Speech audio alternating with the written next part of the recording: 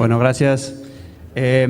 Bueno, iniciamos este bloque con dos presentaciones que están muy relacionadas y que tienen que ver con la modelización del ambiente interno del silo bolsa a través de métodos numéricos, modelado matemático. La primera disertación va a estar a cargo de la doctora Analía Gastón y la segunda a cargo de la doctora Rita Balone. Y después vamos a pasar a la mesa redonda que va a hablar del silo bolsa en Argentina y la experiencia de los usuarios. Entonces ya le damos el micrófono a Analía, que me ha prometido que no les va a mostrar ninguna ecuación, sino que van a ser todas simples palabras explicativas e intuitivas. Siempre me hacen mala fama, no sé por qué será, pero bueno. Bien, primero que todo quiero agradecer la posibilidad de dar esta charla, esta conferencia, que nos permite contar un poco todo el trabajo que hemos realizado desde hace varios años con la doctora Rita Balone y recientemente con el ingeniero Alienar Arias Barreto, que se ha incorporado a este grupo de trabajo. Y fundamentalmente también me gustaría agradecer al INTA, al grupo de poscosecha de Precop, que tuvo la apertura de escuchar qué era lo que nosotros éramos capaces de hacer con nuestros modelos de simulación y a partir de esa interacción poder aportar información que a ellos les sea de utilidad para mejorar justamente las buenas prácticas en el manejo del uso del silo bolsa y entender el funcionamiento de este sistema. Bien. ¿Cuáles son los objetivos de la modelización en el silo bolsa? Nuestros objetivos fundamentalmente son predecir la evolución de las variables relevantes de las que vinimos hablando en todas estas charlas anteriores, que son la temperatura del grano, la humedad, el contenido de humedad, la humedad relativa del aire intergranario, las concentraciones de dióxido de carbono y oxígeno en el aire intergranario. ¿Para qué? Para aportar ese conocimiento básico que nos permite entender el comportamiento del ecosistema frente a diferentes condiciones de almacenamiento y también aportar conocimiento básico respecto de cómo difunde el dióxido de carbono dentro de las bolsas para de esta manera poder mejorar el protocolo de monitoreo. Y una vez inclusive que nosotros tenemos conocimiento básico de esas variables relevantes, podemos llegar a predecir, en la medida que tengamos correlaciones disponibles en función de estas variables que hablé, que son temperatura, humedad relativa, un contenido de humedad del grano, aquellos parámetros que se utilizan para medir la calidad del grano. Pérdida de materia seca, poder germinativo, viabilidad de las semillas. Si existen expresiones, lo que nosotros llamamos correlaciones en función de estas variables, las podemos incorporar en el modelo y predecir lo que sucedería frente a diferentes condiciones de almacenamiento. ¿Cuál es la importancia de la modelización? Bueno, tener un modelo computacional, hoy por hoy la mecánica computacional se utiliza en todas las ramas de la ciencia, en la ingeniería, en la biomedicina, porque tener un modelo computacional validado, en este caso, en el caso del silo bolsa, es lo que me permite hacer lo que nosotros llamamos un embolsado virtual. Y puedo jugar diciendo, ¿qué sucede si? ¿Qué puedo hacer? Puedo cambiar todas las variables que a mí me parezca conveniente o me interese analizar y ver cómo responde el sistema. Y frente a esta posibilidad de decir qué sucede si nosotros hemos hecho el siguiente grupo de análisis, que podemos dividirlos en dos grupos. Uno, analizar las diferentes condiciones de almacenamiento, variando el tipo de cereal, temperatura y humedad inicial del grano, y la zona geográfica. Vamos a presentar los resultados para 3 zonas típicas de nuestro país. Y también respecto al protocolo de monitoreo, hemos podido trabajar analizando qué sucedía con la evolución del dióxido de carbono en las bolsas cuando la bolsa perdía integridad estructural, cuando aparecen perforaciones. ¿O qué sucede con la difusión de los gases cuando nosotros llenamos una bolsa que tiene distintos contenidos de humedad, como mencionó el ingeniero Cardoso, hablando de las distintas humedades con las que puede venir las tolvas durante el llenado de una bolsa? O también qué sucede cuando yo tengo un foco con distinto tamaño, con distinto contenido de humedad, ¿qué factibilidad tengo de captarlo con los distintos sensores que yo puedo utilizar y qué cantidad de sensores tengo que colocar? Todo ese tipo de preguntas nosotros no las podemos hacer con un riesgo cero, sin necesidad de hacer ningún tipo de ensayo, y de ahí es la validez de tener un modelo computacional validado. Entonces, dentro de este conjunto de resultados de distintos estudios que hemos realizado, por una cuestión de tiempo, yo me voy a concentrar en mostrarles resultados respecto del primer grupo y qué es lo que sucede también con la integridad de las bolsas cuando aparecen las perforaciones.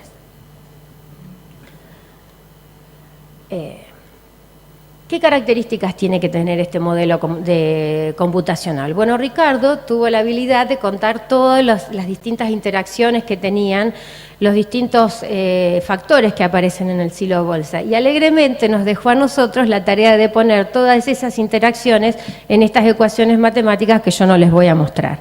Entonces, cuando nosotros tenemos nuestra bolsa, lo primero que pensamos es que el grano constituye un medio poroso, y vamos a recurrir a los balances de energía para poder predecir la evolución de la temperatura. Y lo que vamos a suponer que ese transporte de energía se produce a través del grano y a través del aire intergranario, utilizando un mecanismo fundamentalmente de difusión. Vamos a tener que plantear un balance de masa para poder calcular cómo evoluciona el contenido de humedad del grano dentro de la bolsa, y esta humedad se mueve fundamentalmente por difusión a través del espacio intergranario, y el grano actúa como si fuera una fuente de humedad que puede absorber o liberar humedad, porque lo que va a buscar es el equilibrio higroscópico con el aire intergranario. Nuestro modelo supone que el grano y el aire intergranario están en lo que se llama equilibrio térmico insercional. También vamos a tener que plantear una ecuación de balance para poder calcular la evolución de la concentración de dióxido de carbono y de oxígeno dentro de la bolsa. El aire difunde a través del aire intergranario, fundamentalmente por el mecanismo de difusión. Vamos a tener que tener en cuenta toda la respiración del ecosistema, que es la que produce, como estuvimos viendo en las charlas anteriores, consumo de oxígeno, producción de dióxido de carbono, generación de calor y producción de vapor de agua. Todos esos representan términos fuentes o sumideros que aparecen vinculados en las ecuaciones que yo marqué anteriormente y que las acoplan. Y lo que vamos a suponer, para simplificar un poco, ahora vamos a ver en las condiciones de contorno, que tenemos que definir para terminar de completar el modelo matemático de nuestro problema. Estas condiciones de contorno, ¿cuáles son? Bueno, por un lado tenemos que tener en cuenta la radiación solar incidente sobre la bolsa, para lo cual tenemos en cuenta cuál es la localidad sobre la que estamos trabajando, la orientación del silo, si está norte o sur, este o oeste, y el plano sobre el cual está incidiendo la radiación solar. Todo eso tiene en cuenta el modelo. También tenemos que tener en cuenta el mecanismo de transferencia de calor por lo que llamamos convección hacia el medio ambiente, y también lo que llamamos radiación con el medio ambiente, lo que se conoce como radiación de cielo. La superficie de la bolsa ve el medio ambiente como si fuera una superficie que está a una temperatura que se llama temperatura de cielo y que hay que poder calcular. También tenemos la interacción con el piso, con una transferencia de calor por el mecanismo de conducción, donde hay pérdidas por la base del silo. Tenemos que tener en cuenta la transferencia de los gases, teniendo en cuenta la permeabilidad de la bolsa, y lo que hemos supuesto en este modelo es que el silo bolsa es impermeable al traspaso de agua. Pero ese tipo de hipótesis podría removerse e incluir una permeabilidad del silo bolsa al vapor de agua. Bien, cuando uno tiene todo este conjunto de ecuaciones matemáticas dando vuelta, tiene que buscar una metodología para resolverlo. Entonces, antes iba a hacer otro comentario respecto de las características de modelo. Los mecanismos de respiración los modelamos teniendo en cuenta la combustión completa de un carbohidrato. En general, las expresiones con las que nosotros contamos, o las que uno ha encontrado en la literatura, son expresiones que dependen de la temperatura, del contenido de humedad y del tiempo. En particular, acá, por ejemplo, vemos las curvas de respiración, la cantidad de dióxido de carbono que se produce por kilogramo de materia seca y por día, y vemos justamente lo que estaban charlando en las presentaciones anteriores, que esta producción es fuertemente dependiente de la temperatura y del contenido de humedad. Uno ve, analizando esta gráfica desarrollada por White en el año 82 para trigo, que por cada punto de humedad se duplica la respiración y por cada 5 grados de temperatura también aumenta. Lo que nosotros estamos trabajando ahora para tratar de mejorar estos modelos y la predicción es tratar de desarrollar expresiones que dependan no solamente de la temperatura y del contenido de humedad, pero en vez que dependan del tiempo de almacenamiento, de la concentración de dióxido de carbono y de oxígeno. Por ejemplo, para el caso de soja, no encontrábamos ninguna expresión para poder incorporar en nuestros modelos, y hemos estado trabajando sobre esos resultados en el INTA, y bueno, ahí tenemos la expectativa de poder incorporarlos para extender la aplicación del modelo, por ejemplo, al caso de soja. Y también en el caso de la transferencia de los gases a través de la bolsa, bueno, nosotros hemos estimado estos valores de permeabilidad, no voy a leer las unidades porque son muy largas, pero con estos valores lo que uno puede ver es que la permeabilidad al dióxido de carbono es 3 veces mayor a la del oxígeno. El intercambio a través de la bolsa es mayor en el dióxido de carbono que en el oxígeno. Y teniendo un poco en cuenta la recomendación del doctor Shlomo Navarro respecto a qué porcentaje sería recomendable tener de ingreso de oxígeno, hicimos los cálculos y para un espesor promedio de 240 micrones, oscila entre 235 y 240, nosotros tomamos este valor, y con estos datos de permeabilidad uno tiene una permeancia de más o menos, esto sería más o menos 400 mililitros por día por metro cuadrado de bolsa por atmósfera. Entonces, si uno tiene en cuenta que para un silo bolsa, en 1 metro de bolsa, uno podría calcular o estimar una área de transferencia de aproximadamente 5,54 metros cuadrados, y para una diferencia de presión parcial máxima, esta es la que podría tener del orden de 21% atmósferas, vemos que lo que tenemos un ingreso de oxígeno por día de 0.027% de oxígeno por día, que está dentro de las limitaciones que el doctor Shlomo Navarro recomendó en su charla anterior. Y en el caso del dióxido de carbono, bueno, es 3 veces mayor. Entonces, una vez que teníamos todos estos datos, la idea es resolver este sistema de ecuaciones. Bueno, ¿cómo se hace eso? Hay distintas metodologías y nosotros lo que estamos utilizando es un programa comercial que se llama COMSOL Multiphysics, que nos permite acoplar todas esas ecuaciones. Acá tenemos el modelo del silo en 3 dimensiones, y esta gráfica que estoy mostrando yo es una sección transversal de la bolsa. Entonces, básicamente, ¿qué es lo que hace el método? Divide a la bolsa en pequeños elementitos, parcelitas, y uno lo que calcula en realidad es la temperatura en los vértices de todos esos puntos, y a partir de esta información, si yo quiero obtener la temperatura o alguna variable que estoy resolviendo dentro de este triangulito, lo calculo a partir de la información que tengo en los vértices. Eso se llama método de los elementos finitos.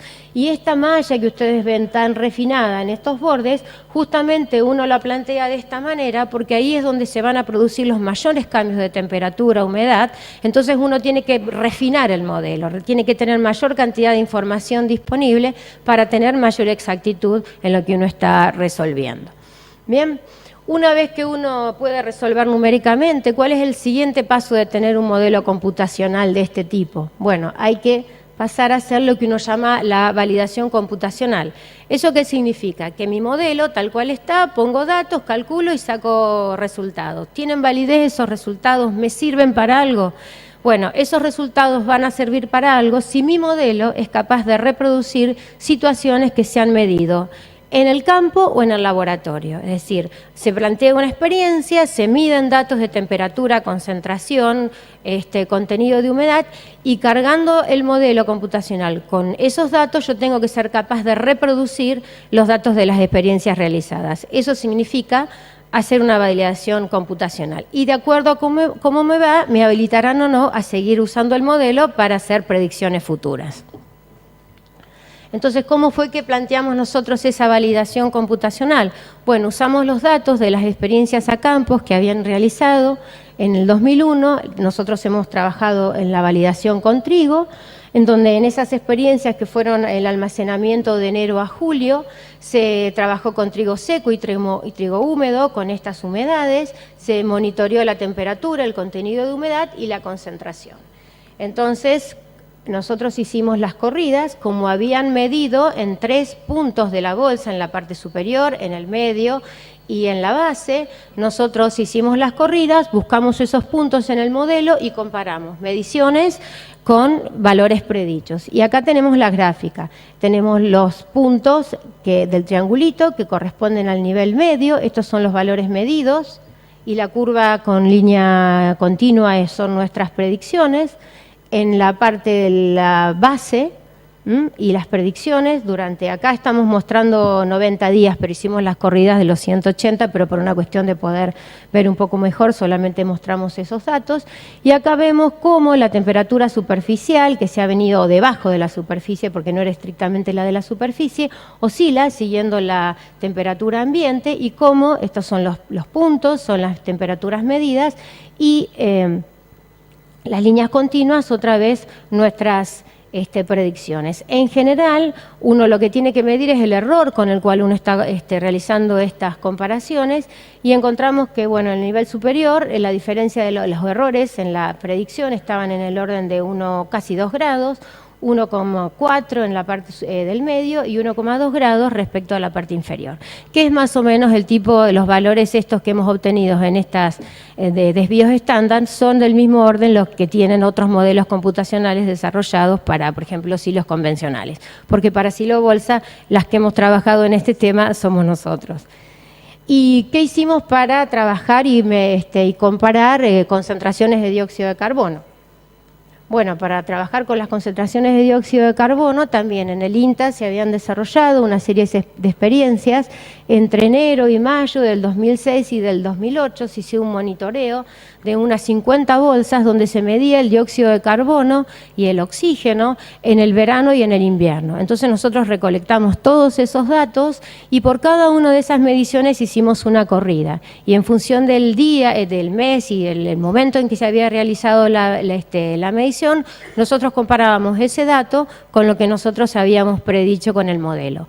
Entonces acá lo que hicimos es, para simplificar un poco y mostrar los resultados, estos son los datos medidos en las distintas bolsas de oxígeno y de dióxido de carbono. Y se había trabajado con distintos rangos de humedades, embolsado entre 12 y 13, 3 y 3,5, 14 y 15.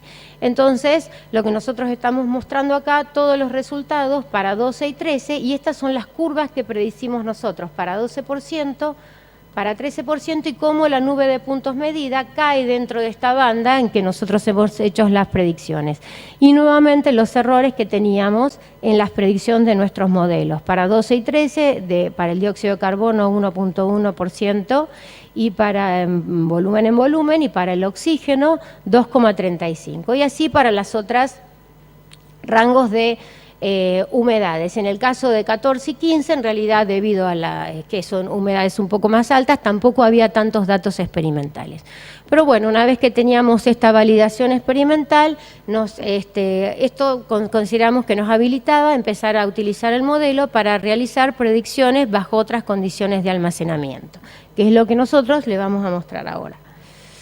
Entonces, analizamos, como les había adelantado, las condiciones de almacenamiento para 3 zonas geográficas o regiones agrícolas de Argentina. Una en Balcarce, con clima moderado, Pergamino, con clima intermedio, y Sáenz Peña, con clima subtropical. Y la idea fue comparar en esas bolsas temperatura, humedad relativa, pérdida de materia seca, cómo aparecían cómo se daban o cómo obteníamos la evolución de oxígeno y de dióxido de carbono en esas bolsas. Entonces, acá tenemos una comparación de los datos climáticos que hemos utilizado. Acá vemos la temperatura ambiente promedio desde enero a julio en Sáenz Peña, Pergamino y Balcarce. Vemos que en Sáenz Peña tenemos aproximadamente unos 3 grados más alta que en Pergamino en el verano, y 7 grados más alta que en Balcarce, y en invierno, bueno, tenemos 8 grados más alta la temperatura en Sáenz Peña que en Balcarce y 6 que en Pergamino. Nosotros para hacer los cálculos no trabajamos con valores promedios, sino trabajamos con valores horarios de los datos y las corridas las hicimos tomando más o menos un promedio de 10 años. Por cada año hacíamos una corrida y los datos que nosotros después le vamos a mostrar de los resultados es el promedio de todas las corridas realizadas para todos esos años. De la misma manera podemos ver qué es lo que sucede con la radiación solar. En el caso de Pergamino y Sáenz Peña, durante el verano la radiación solar es comparable, pero resulta ser un 9% más alta que en Balcarce y con respecto a la época de invierno tenemos que un 13% mayor en Sáenz Peña que en Pergamino y un 30% más alta en Sáenz Peña que en Balcarce. Entonces la idea era ver cómo estos datos climáticos influían en todas las otras variables debido justamente a almacenarlas en distintos lugares. Un comportamiento general que uno puede ver en las bolsas y del que hemos estado hablando, o que se habló también en las charlas anteriores, es que los cambios más pronunciados realmente se producen en estos 20 centímetros por debajo de la superficie de la bolsa. Los gradientes, o sea, los cambios, las zonas donde los cambios de temperatura y humedad son más pronunciados. Eso significa que si uno hace una evaluación, más o menos el 25% del grano está sujeto a esas fluctuaciones climáticas diarias y el que puede estar sujeto a mayores pérdidas y problemas de calidad. Entonces, justamente, la idea fue comparar los valores de temperatura en esta posición, que midiéndolo desde la base sería una altura de 1,4 metros en el centro, y también comparar las temperaturas promedio y valores promedios de todas las variables. Acá tenemos la comparación de las temperaturas dentro del silo, en la zona de Balcarce, Pergamino y Sáenz Peña. Lo primero que vimos es que para una dada temperatura inicial, nosotros supusimos 2. Embolsamos con una temperatura de 25 grados, que era más o menos una temperatura promedio, y una temperatura alta de 40 grados. Independientemente de cuál fuera esa temperatura inicial, lo que nosotros vimos que los resultados para 12, 14 y 16% eran prácticamente coincidentes. Entonces decidimos, o sea, que el efecto de la disipación de calor, porque el grano estaba húmedo a esos valores de humedad, no era tan notorio y prácticamente las temperaturas eran coincidentes. Entonces lo que vamos a estar mostrando nosotros directamente son los resultados para 25 y para 16% de humedad. Lo que uno puede ver que debajo de la superficie la temperatura oscila siguiendo las oscilaciones de la temperatura ambiente. Y tenemos una amplitud de oscilaciones de la temperatura del orden de 5 grados en el verano y 2,5 grados en el invierno. Si uno pudiera hacer un zoom de estas temperaturas y eligiera, por ejemplo, días soleados o días nublados, vería que inclusive la temperatura en un día soleado puede estar del orden de 10 grados por encima de la temperatura ambiente, mientras cuando el día está nublado es muy parecida a la temperatura ambiente. Pueden aparecer esas fluctuaciones, pensando en lo que decía Ricardo de cuando la temperatura debajo de la superficie tiene valores superiores a los 45 grados y ahí aparece la desnaturalización de y la pérdida de calidad del grano.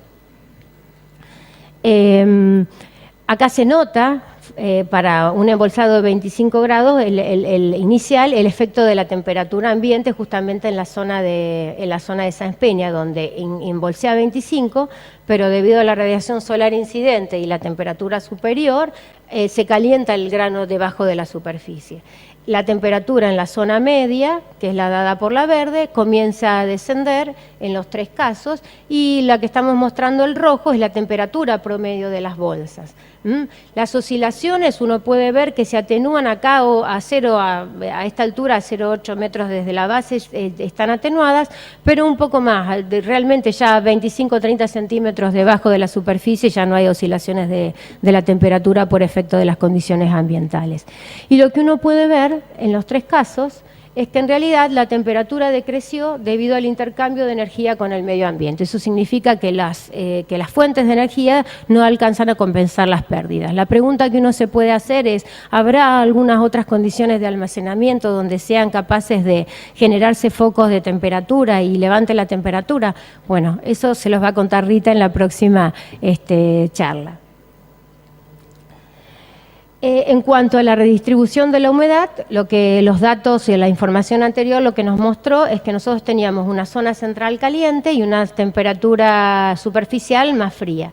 Entonces eso va a hacer que la humedad migre en sentido opuesto a lo que nosotros llamamos gradientes de temperatura. Entonces se va a mover y se va a tender a localizar en la parte superficial y en la base del silo. Pero en general todas las predicciones que hemos tenido nosotros nos muestran que la migración de humedad es del orden del 1%, en este caso expresado en base húmeda.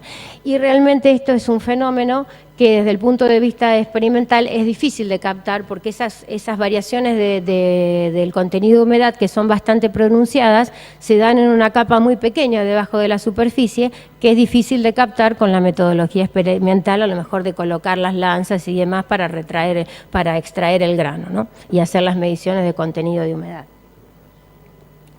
¿Qué pasa con la humedad relativa en las bolsas?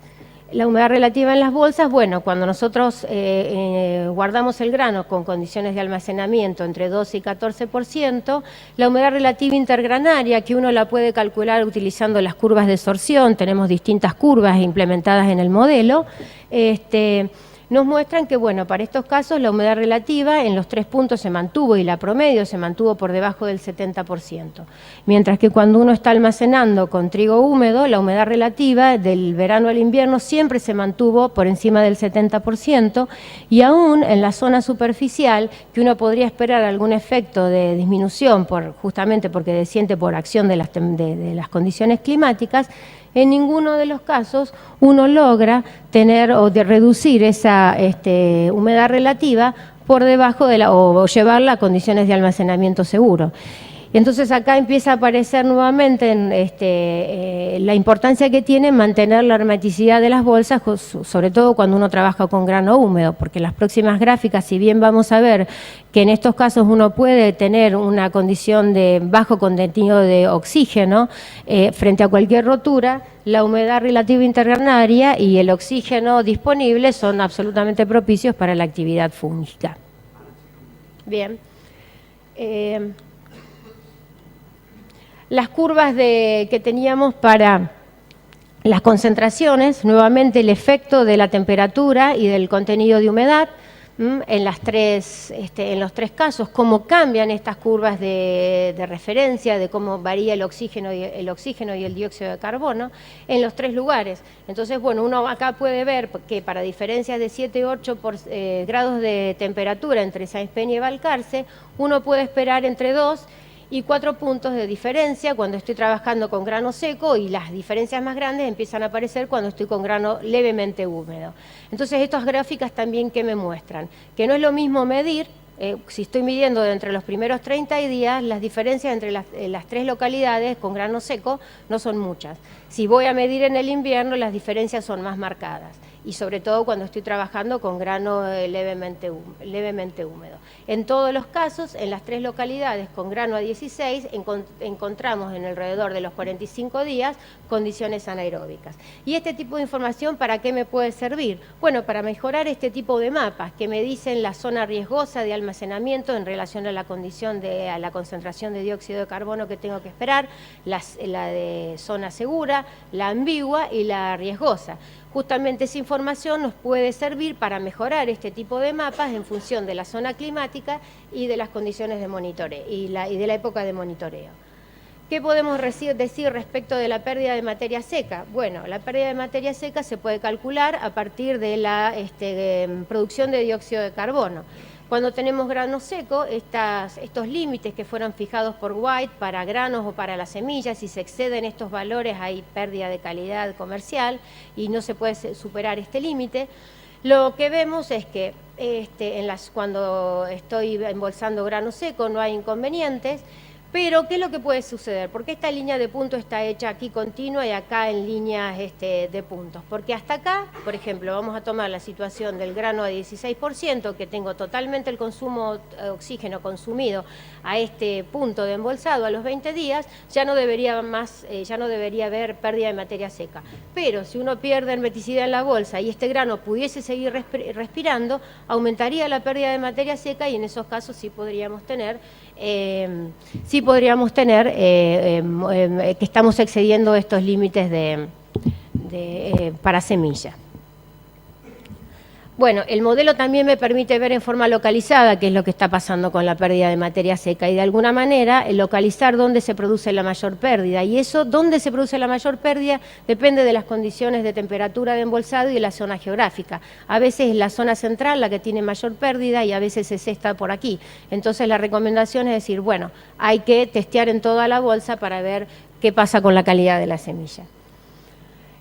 Respecto de la factibilidad de control de los insectos, bueno, lo que nosotros vimos es que si uno tomaba como temperatura de control de insectos los 17 grados de temperatura, la temperatura promedio comparada en los 3 casos para 25 grados de embolsado 40, en las zonas de Balcarce y de Pergamino podríamos tener control de insectos, pero en caso de Sáenz Peña no, y en realidad cuando uno está, sobre todo para cuando uno está trabajando con grano seco y levemente húmedo, donde las condiciones de concentración de oxígeno no alcanzan valores necesarios suficientes como para tener este control de los insectos, y en el caso de los granos húmedos sí se logra ese nivel, pero es necesario mantener la hermeticidad de las bolsas. Bueno, finalmente, ¿qué fue lo que pasó? ¿Qué es lo que hicimos para analizar el efecto de las perforaciones en las bolsas? Bueno, hicimos un rastreo en la bibliografía de ver cómo podíamos hacer para modelar este tipo de perforaciones. Y en realidad, bueno, planteamos un modelo y lo que nos mostró ese modelo era más perjudicial el efecto de pequeñas perforaciones que una más grande, en la medida que si uno está comparando igual área de transferencia. Por ejemplo, yo puedo tener 9 agujeritos de 1 milímetro de diámetro que generan un aumento de la permeabilidad a los gases del 98%, pero una perforación de 3 milímetros, que en área de transferencia es lo mismo, genera un cambio menor. Y otra cosa importante también de ver es que la permeabilidad de la bolsa es selectiva, pero a medida que uno está agregando agujeritos, esa selectividad se pierde y tiende a 1, es decir, que va a ser lo mismo la transferencia del dióxido de carbono y el oxígeno, y lo que sucede es que son mayores los cambios que se producen en la concentración de oxígeno que en la de dióxido de carbono.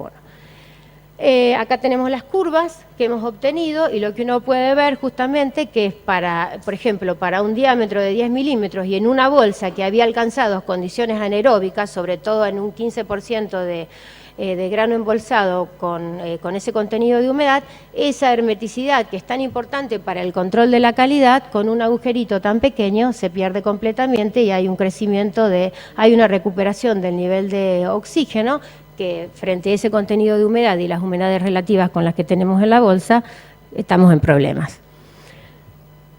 El modelo también me permitiría ver qué sucede en forma localizada alrededor de una perforación. Entonces tenemos ahí un radio de 10, esta es una sección transversal de la bolsa alrededor de este agujerito de 10 milímetros, y uno lo que podría ver es que, por ejemplo, embolsando grano a 13%, el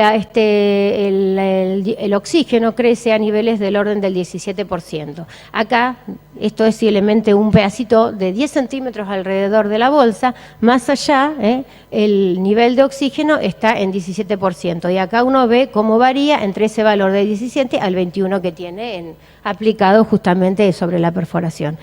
¿Y qué es lo que sucede cuando yo embolsé con un grano húmedo, que lo que debería esperar era tener un grano 0% de oxígeno porque se consumió? Al cabo de estos días de almacenamiento uno ha logrado recuperar el nivel de oxígeno al orden del 10%. Bueno, esto es un pantallazo muy rápido de todas las cosas que uno puede hacer con estos modelos de simulación. Finalmente, las conclusiones es un repaso rápido. Los niveles de referencia son fuertemente dependientes del contenido de humedad y la temperatura. Diferencias del orden de 7 y 8 grados entre las zonas climáticas generan diferencias de concentración de alrededor de 2 puntos para el grano seco y de 4 puntos para grano levemente húmedo. Los resultados que obtuvimos comparando la temperatura promedio de las bolsas y en combinación con los niveles de dióxido de oxígeno alcanzado permitirían establecer que la actividad de los insectos está limitada. La pérdida de materia seca promedio en las bolsas nunca superó los límites para que se reduzca la calidad del grano, y pequeñas perforaciones en la bolsa pueden generar cambios significativos en las concentraciones. Bueno, finalmente lo que me queda es agradecer a los distintos organismos que han dado financiación para realizar este proyecto, que son la Agencia Nacional de Promoción Científica y Tecnológica de Argentina, la Universidad Nacional de Rosario, el proyecto Intra-Perecop, que nos ha permitido participar como investigadores extra INTA, y bueno, y a todos ustedes por la atención.